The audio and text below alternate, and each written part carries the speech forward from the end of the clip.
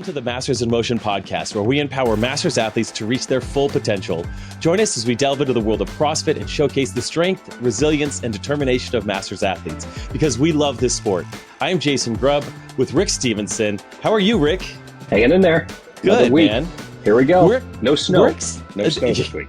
Yeah, totally. I'm in 80-degree weather down here in Birmingham, so it's nice. I don't want to hear about it. No. It's wear sweatshirt weather right now. We're a week past some snow, so at least it's all I need is a sweatshirt.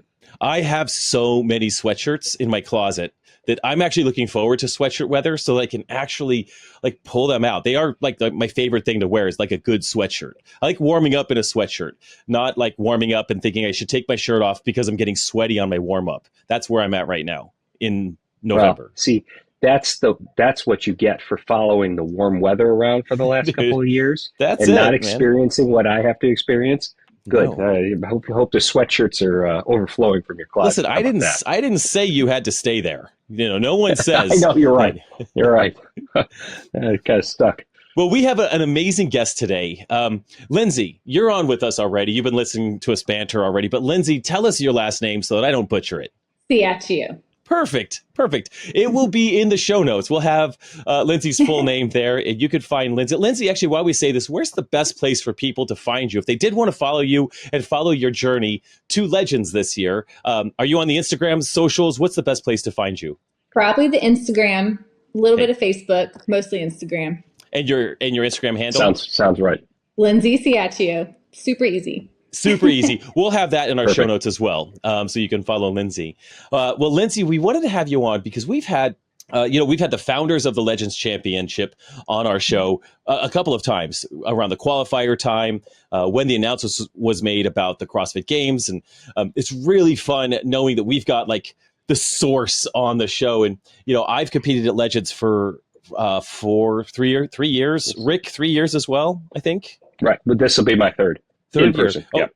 Yeah. So, Lindsey, this is your first year competing at Legends, and we've just got 4 or 5 weeks, and we're going to be there. So that's why we wanted to have you on, to be able to share your experience. Sort of why you jumped into CrossFit first, why competitive CrossFit, because you juggle a couple of things in life. I do know this, so we'll get into that. And then maybe we'll talk about what it's like to be doing a competition like Legends, a huge competition for the first time. And tell us what that's like. But first, tell us about yourself. I think you got a couple of kids, or 5 or something. You got a big plate in front of you. But tell us about you. I do. I am a mom of 5, so that's pretty much a full-time job right there. In my spare time, I'm a real estate agent, and I just CrossFit for fun. I really enjoy it. Living in Dallas, Texas, Flower Mound area. Been here for about 4 years. And yeah, pretty much sums up my life at that point. How did you find your way to CrossFit? Were you athletic before that, or did you, did someone drag you in? What was that like? I was a dancer all throughout high school and kind of even into college. That was actually going to be my major in school. Mm-hmm. And then I got married super young, started having kids. And then just kind of someone invited me to CrossFit. At first, I wanted nothing to do with it because I've never lifted weights. I kind of ran some, but had never done that. And I went to a couple classes and fell in love with it. I loved the competition. And just it kind of came easy for me, some of the gymnastic stuff just with dance. And so it was just really fun. I've been doing CrossFit for about, 12 years now. Off and on. All right. I like that. Had lots of kids in and out, all of that. But so I've kind of stuck with it and I really love it. This gives you a chance to get out of the house too, have a little time where you're working on something that you enjoy and you want to pursue, and it's mom's time. Yes. I always say I'm a better mom when I work out. Like, give me my me time, and then you'll like me. Everyone knows if you don't, if you're like this and you're not working out or you're not doing something the way we're all programmed, we're not we're kind of irritable sometimes if we haven't. So irritable. It's so true. I'll be completely honest. Yeah, I'm there. Exactly. Yeah, guilty. I hear you. Good for you. Well, if if you started CrossFit 12 years ago and if you've been going, you fell in love with it. I think, Rick and I totally relate to that, kind of falling in love with this at first workout. At what point did you decide like, hey, the internal competition in the gym is kind of fun, like being better than that person or this person. And, maybe there's leaderboards like Watify, Sugar Watt, Beyond the Whiteboard, something like that, where you can see the leaderboards in the gym.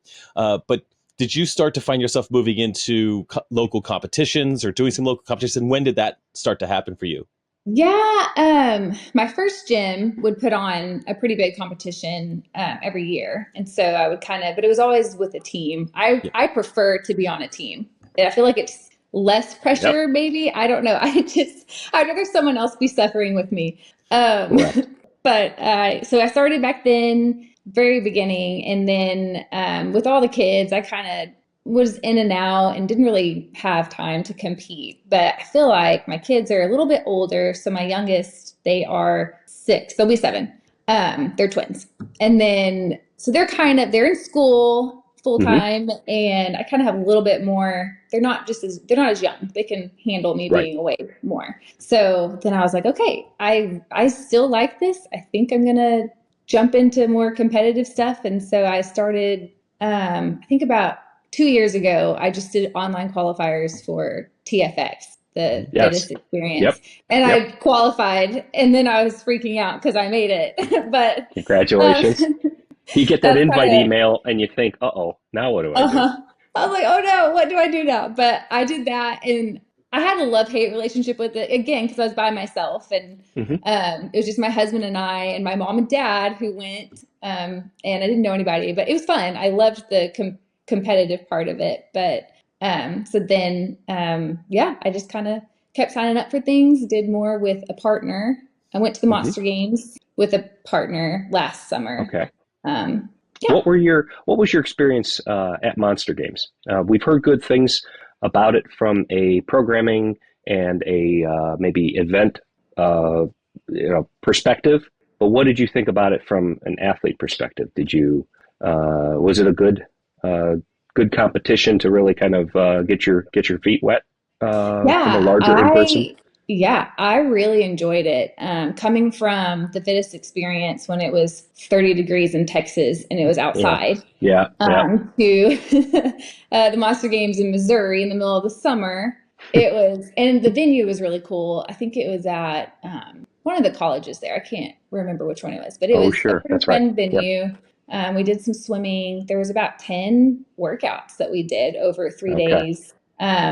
I think they had some of their equipment didn't actually make it in time. And so we had a pretty big delay the first day. We were power cleaning a 1-rep max at 10 p.m. at night. And as everything got shifted. Myself. And my husband was like, we're done, we're leaving. And I was like, absolutely not. I may have broken my wrist, but we're finishing the competition. And I did with a broken wrist, but it's fine. Everything's good now. Yeah. The X-ray after confirmed. Yeah. But it was great. I loved it. So that's good to hear from that competition. I was going to say, jumping into those competitions or jumping into competition, do you think that your background, as a dancer, so you probably had some pretty decent body awareness, which was likely helpful on gymnastics movements, picking those up. But there's also a performance element there. And I wonder if you felt some of the performance anxiety that I imagine you did it dancing. I imagine there was performance, the nervousness that you have there. Did you feel that come back as very much an adult competing on the competition floor? Similar feeling? Yes. I mean, even doing the online qualifiers, when you hit that countdown for the 10 seconds, I'm like, calm down. I hate it. It's awful. Yes. Knowing that you could always hit the restart button if you absolutely had to, but you get in that mindset and you think let's make this, one shot, let's make it the best. And suddenly the butterflies are jumping out of your stomach. Yep. Still get it. So it's common. So I feel that too. Go ahead, Rick. I was going to say, so from Monster Games, you had an idea, and TFX, you had an idea of, okay, that I'm finding some success at this. And was there then that next step that maybe flipped a switch in your head that said, okay, well, Legends is coming up. Did you have any internal battles with yourself? Like, I don't know, should I should I attempt this qualifier to see what happens, or was it something that you had kind of been building or planning towards?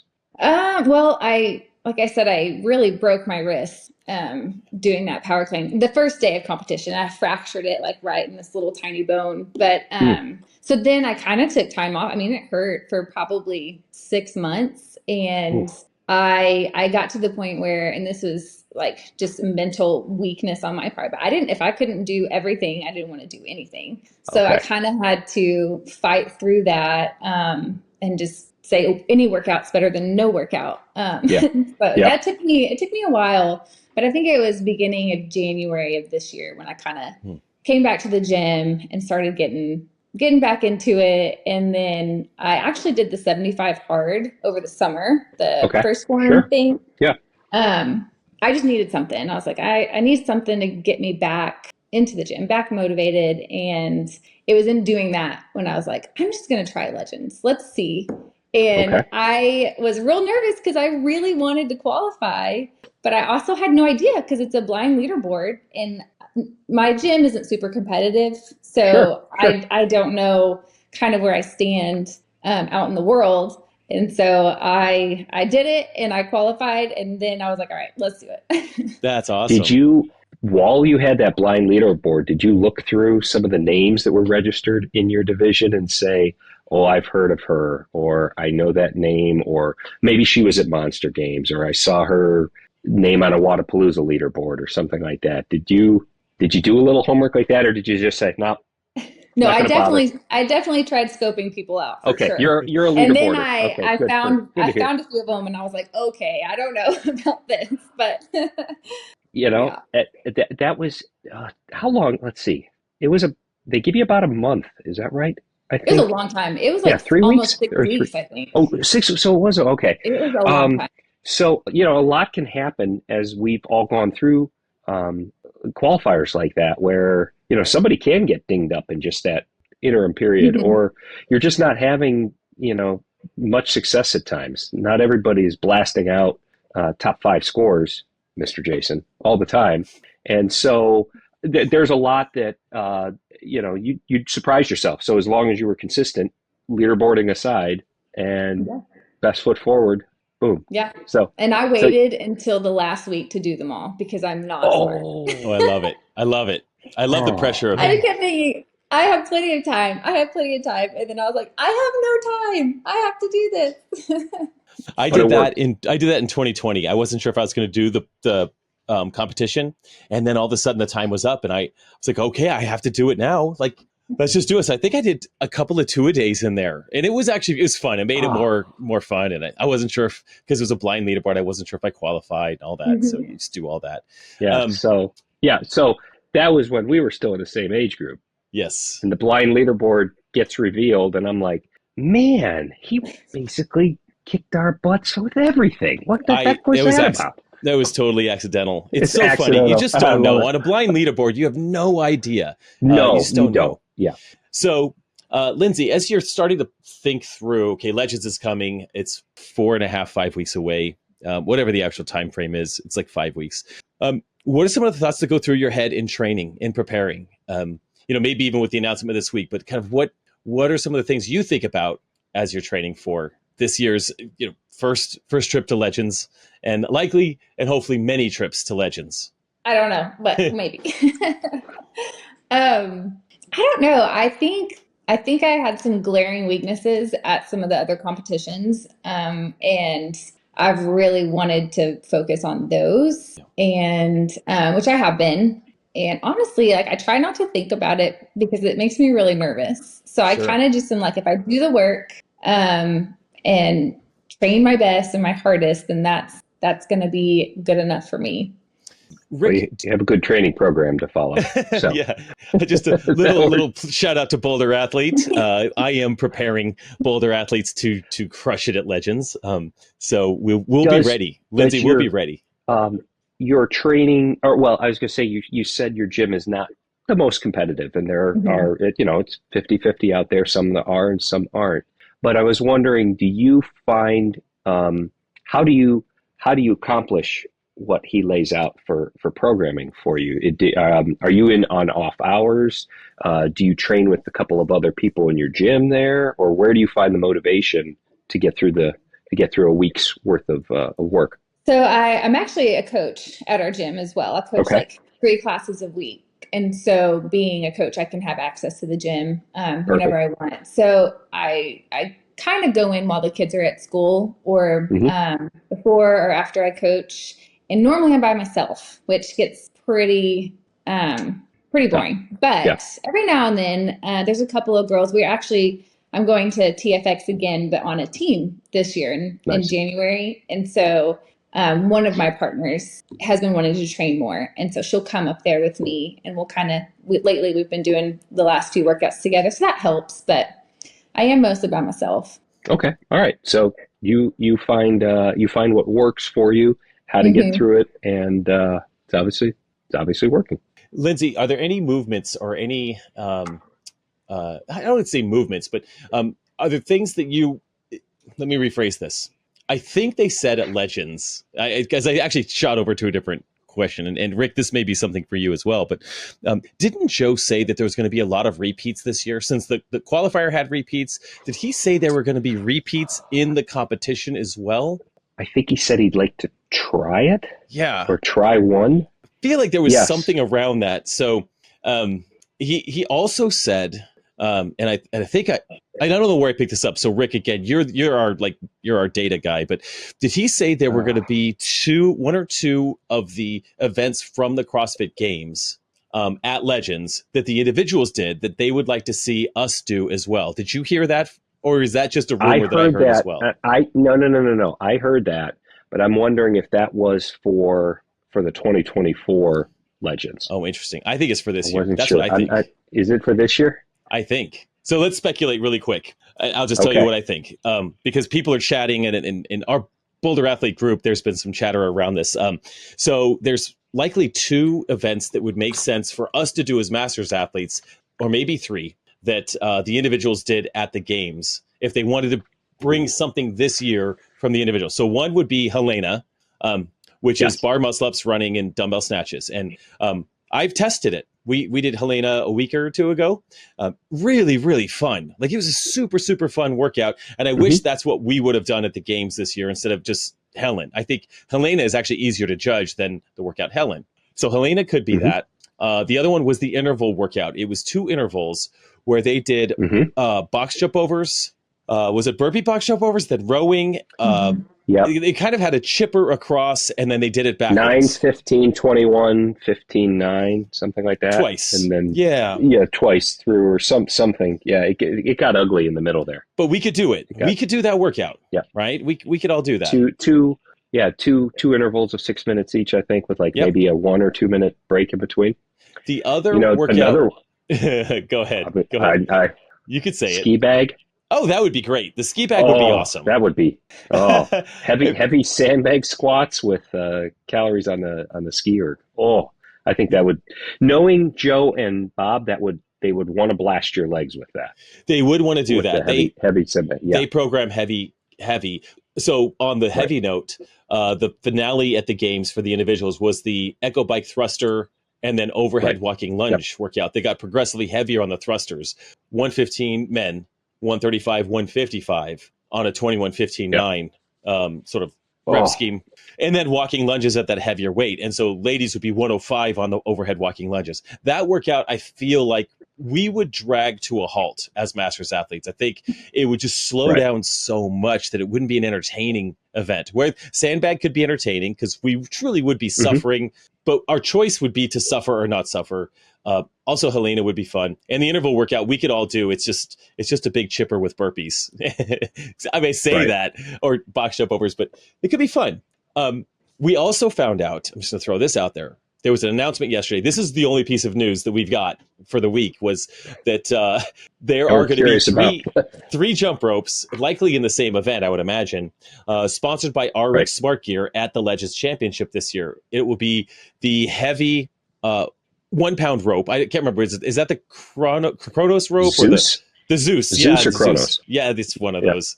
One of those Athenian gods or something, but it's a 1 pound rope. It's truly terrible. Got the email. And a Frevo rope, which is the beaded rope, which you would typically see for crossovers, as our Smart Gear teaches crossovers, and then the speed rope, a speed rope. So there's likely an event where we're going to be tested on our rope skills. And all Masters athletes should know this. We're not revealing any secrets here. This was broadcast out yesterday, and I think everyone went out to buy ropes, and they're sold out. They were sold out. So, Lindsey, what do you think about the ropes? Thoughts on ropes? Well, I only have one rope that I've ever used, so this should be fun. I would start asking in your gym if anybody has a beaded rope. Collect some ropes. I think I have seen a beaded rope, but no one has a heavy rope, so I know. They did a version or something with the 3 ropes in 2020 when we were in the parking lot. Yep. And I think it was rope climbs and wall balls and a certain number of double unders with the heavy rope, and then wall balls and rope climbs. Yeah, it was something like that. Yeah. The medium. But there was no beaded rope at the time. This was before crossover. So it was just 3 weights of ropes until you got to, I think you finished with your own speed rope. Seems like and I just remember being so out of sync because you were trying to jump heavy and jump with the medium rope. And then you got to your rope, which was light as could be. And I was all over the board. And I was having a panic attack, Rick, because I couldn't get it. I had Jeremiah Head next to me, who is a professional jump roper. I mean, the guy he jump roped a lot, and he can climb ropes. He can do wall balls forever. So it's just a given that if that's in that, he's going to win that workout. And I'm next to him. And when someone next to you is crushing a workout, it feels like everybody must be doing fine, and you're the one who's deficient. Yeah. Turns out he was killing everyone, but I was definitely having a panic attack. So let's talk about that heavy rope and quick tips. Rick, do you have some tips for that heavy rope by any chance? Terrible to say it. Practice.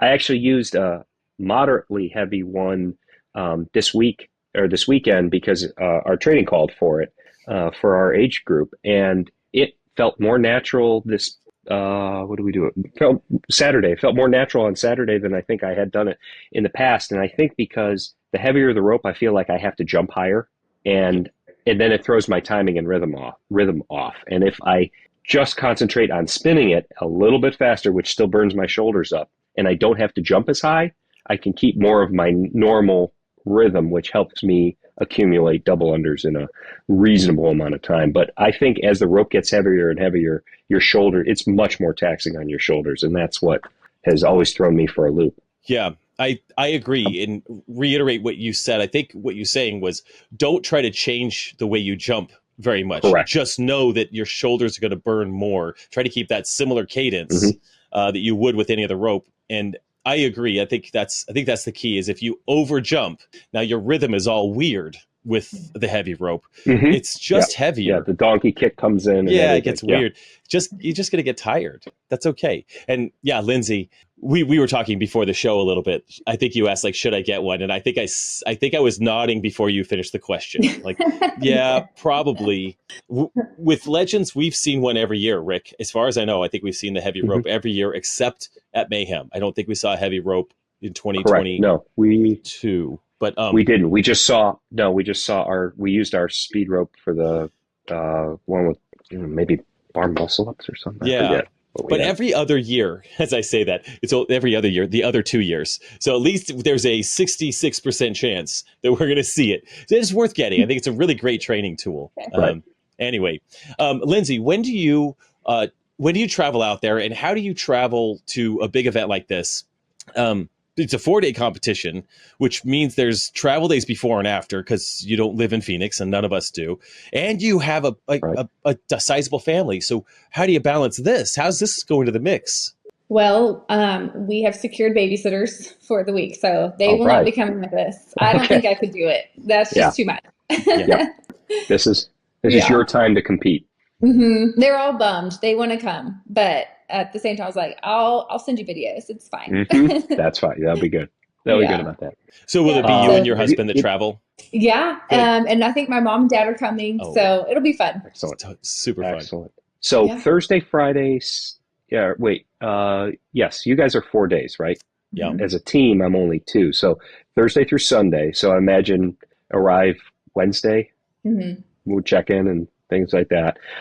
How are you looking at preparing now that we've got, these 4 to 5 weeks left? Are you changing up your diet? Are you trying to, following programming? I'm assuming there's a last little bit of volume that's occurring. Just give us a little look at maybe T-4 weeks. How you think that's going to go? Yeah. I'm not super, I don't exactly know what I should be doing because I've never done a competition this lengthy, like for 4 days. But some things that I have done and think that have been helpful. I've been trying to up my protein and add in a lot more mobility. Because I am a master's athlete now. Yes. My first year. Absolutely. That was a hard one for me, but it's fine. Yeah, so the protein, the mobility, actually like taking time to take care of myself and not get injured and be able to recover faster. That's kind of just my main focus right now. And then also my training's been really fun. So keeping it fun and exciting, even if it's real hard, that's just kind of coach, pushing programmer. me to it. Yeah, it's been great. Yeah, we did some stuff yesterday. We're sore. We're sore from yesterday. It was first day of the cycle that's really a 4-week cycle leading us to Legends. And we kicked it off with some really fun stuff. I like fun. I think words like fun, spicy. And yeah, the way I felt today, I actually woke up this morning like 15% recovered. And I was like, ooh, I went for it yesterday. Mine was bad too. Mm-hmm. It's only a Tuesday. Okay. It was bad. More sleep. That's what I was thinking. Yeah, more sleep and more food. That's all we need. Just more sleep, more food. No problem. Yep. All mine was a swim session yesterday, but that was because of schedule. So I woke up feeling pretty good today. Lindsey, but will you be able to? Are you able to get to a pool to prepare for swimming? Since we have a pool at Legends. Yes. Good. Yes. So my husband is members at Lifetime Fitness, and so I'll actually do Wednesday mornings work with my schedule. So I kind of flop the Wednesday, Thursday, and get in there and swim. I love it. I enjoy it. I do too. It'll be interesting. Will they pair swimming with some movement out of the pool? Burpees, push-ups. Do they dare pull in an object, dumbbell, kettlebell, something like that? I mean, Jason's coming off of swimming at Masters Fitness Championship, and it was just a straight 500-yard swim per time. Pretty simple. But we've all been to events where they've paired being in and out of the pool, transitions do count, with something, a machine or an object. And it looks like the pool is, for Arizona State, there's great size, collegiate, Olympic size pool. They probably have a lot of options in terms of floor spacing. So curious about your thoughts, both of you, if you think are we going to just say swim for time, distance, or will there be an object involved? Lindsey, take it away. What do you think? I don't know. We did at Monster Games, we did the swim and the ski, and they didn't cover the monitors. So by the time it got to my swim and ski, they were all broken. And so then we had to do, I think we did burpees. I think it was just burpees. So it was partner. So like they would, while the one was swimming, I did like 10 or 15 burpees or something. So here goes the heart rate. Yeah. How do you like, Jason, I don't know. Do so for me, I think we'll get out of the water and do something. I think that feels consistent with Legends. The only glitch with that theory is that Joe did mention, I think on our podcast, that he was talking with maybe the swim director for the swim team at ASU about the workouts and getting some ideas from him. Around. And so I was just thinking, so if a swim coach was helping advise on the workouts, it could be more of just a major swim test, maybe some sort of swim interval type test. But again, I think it's important that we are prepared to get out of the pool and prepared to get in the pool with a higher heart rate, which is really tough stuff to do. And when you do go to the pool to do that on your own, you have to just bury your pride because you're just getting out of the pool. And as I prepared for the games, I would bring a wall ball into a Globo Gym's pool area, throw a wall ball against the wall and then get in the pool, or do burpees or push-ups next to the pool and get all kinds of looks, and like you're trying to reserve your lane to make sure someone doesn't take your lane while you're doing wall balls over here or something. There's all of those factors too, but you just got to bury your pride. And the other thing is, I do not like doing burpees barefoot. It hurts my toes. So I like slip on some Crocs to do my burpees and then slip off the Crocs to jump in the pool. So that is truly a master's old man situation there. Those are. Do you have time to do that in a competition? No, I'll just break my toes. It's fine. Yeah. I will. I don't care. You don't need them for cleans or snatches. They're just toes. They're just toes. I like your idea about protein. I have a feeling I know where you're getting that idea from. But the ability to incorporate more mobility, and I think we heard that from Kevin Kester when he was on, and I know that that's something that he has preached forever. As he has gotten older, taking care of yourself, especially with mobility, he considers a key to maybe longevity. And when we were all younger, we could go in and first round was warm up. We're good to go. And then run right out afterwards, jump in the car, don't have to worry about doing anything. It's a different story now. You get a little bit of time in the evening or whatever. You can stretch, you can roll out, you can address, some of those sticky points. I think that's good. I think that's a great idea. That's going to help as you age through masters. Let's put it that way. Well, I definitely already can feel it when I don't do it. So see, yep. Yes, Lindsey, as we maybe one or two more questions, but one of them that I'm curious about is what kind of expectations do you set for yourself as you go into a competition like this? Do you have an eye on a podium? Do you have I want to be a certain placement? Do you set internal expectations? How do you manage and talk about or think through those expectations for a competition like this? Yeah. So I was talking with my husband the other day, and I think I finished in the online qualifiers. I was towards the bottom. And I think I was like 32, I think it was number 32. So I'm definitely in the bottom half, but I would like to finish top 20. That's kind of in the top 20, like right up there, right in the middle. That would be my hope. But I think as long as I'm putting in the work and doing the training and doing everything that I can on my end, I'm going to be proud of myself when I'm there, no matter what happened. Because I did, when I went to TFX the first time, I qualified, and then I didn't really focus on like training or getting, I just kind of did class squads every now and then and just went. And I was really, I had no one else to blame but myself because I didn't try, but there was a workout I couldn't even do it. I couldn't handstand walk. And I was like, okay, if I'm going to do these things, then I'm actually going to train for these things.